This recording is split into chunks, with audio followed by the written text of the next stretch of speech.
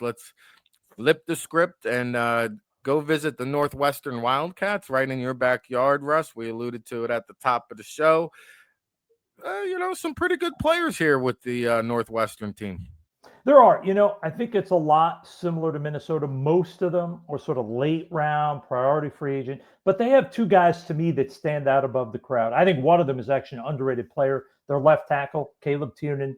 Um, I heard a lot of people before the season saying, oh, maybe a fourth rounder, maybe a third. I think this kid, when the testing is done, the interviewing is done, I think people are going to say, as a guard, because he's got the shorter arms at 32 and change, I think they're going to see that size, 6'7", 320. They know how smart he is. He plays at Northwestern. He's tough. He's competitive. I think this kid could be a guy that gets into that second round. I don't think he's a premier athlete to be able to stay at tackle and overcome his arm length, but I think at guard, he'll be more than athletic enough. The question for him is going to be, can he play low? Can he sink down and play a little bit low because he's 6'7"? He's a legit guy. They have two guards, Evan Bernston and Martez Lewis, very different guys. Bernston's about 6'3" and change, 300. Lewis is a big, good-looking kid, almost 6'6", 335. I mean, he looks like a mammoth on the field.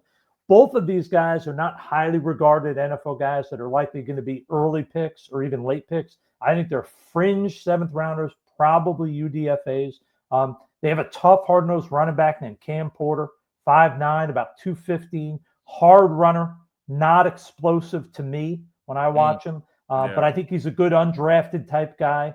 Their quarterback, Preston Stone, I almost think, is he more of a CFL consideration than an NFL guy? I think he's going to measure in that 6 foot to 6'1" range. I think he's a better athlete than he gets credit for. I think he can move around. He can make plays with his feet. I just don't know if he's got the passing skill to really compete for an NFL roster spot. On the defensive side of the ball, they have some good players. It starts with Anto Saka, a guy that when you look at him, in my opinion, he actually looks a little shorter than he is. He measures about 6'2.5". When you look at him, he almost looks like he's about 6'1". He looks like a little sort of almost a stocky linebacker, but he's a good athlete, knows how to get to the quarterback. I think he's a guy that legitimately could threaten to get into day 2 of the draft.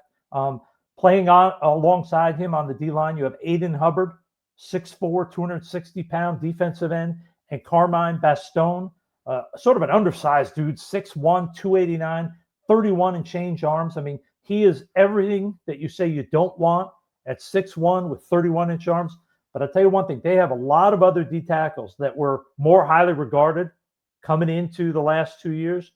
And this is the guy that keeps starting games and keeps being a productive player. He isn't pretty, but he plays like it's the end of the world every single snap. He's the type of guy that often ends up finding a way to be that 4th tackle on game day. Really competitive kid. And then the other kid, that Yanni Karliftis, 6'2", 230. The kid can run better than he gets credit for. I like him. I don't know if he's going to be able to get into the draft. I think he's more of a PFA. I think really, other than Saka, all their defensive guys, Hubbard, Bastone, and Karlaftis, are all undrafted guys that are going to be battling in the spring, all-star games, combine workouts, to try to find a way to get into that 7th round. Yeah, good job there. I'll follow up on Saka because I do think he's a smaller guy who's going to have to probably play standing up outside in the 34 scheme. I think he's an outside linebacker, but he's twitched up. He's quick. Again, one of these developmental guys. I think it might take a year or 2 of development, pack on some weight on his frame, and just get him coached up in the technique department. Tiernan's another Detroit native, long, strong. You mentioned the experience starting at tackle and guard over the past 3 seasons. He might be a kind of Mekhi Becton conversion type, a big, lengthy tackle who has to kick inside at the next level. And I will mention, while it hasn't been spectacular and the Northwestern offense isn't explosive, you mentioned Preston Stone, who's been a journeyman quarterback here throughout his collegiate career, but Griffin Wild, he came over from South Dakota State University. He was an FCS All-American, big, lengthy playmaker wide receiver who just doesn't get enough opportunities. He's got about 400 or 500 yards receiving. He's just a guy to keep an eye on, maybe a late-round prospect. transferred up from the FCS to the FBS, but Griffin Wild, just an intriguing guy. I'm going to be curious to see how he tests during the draft season. Yeah, for sure. He's a very intriguing kid. I think one of the things you're getting at Northwestern, and similar to Minnesota, is all these kids are prepared. They're going to test, and Northwestern, like Iowa, has a history of their guys test better than they actually sometimes play. So I'll bet you he, along with the linemen, are going to test better and maybe move up a little bit compared to where we think they're going to get drafted or selected as undrafted guys right now.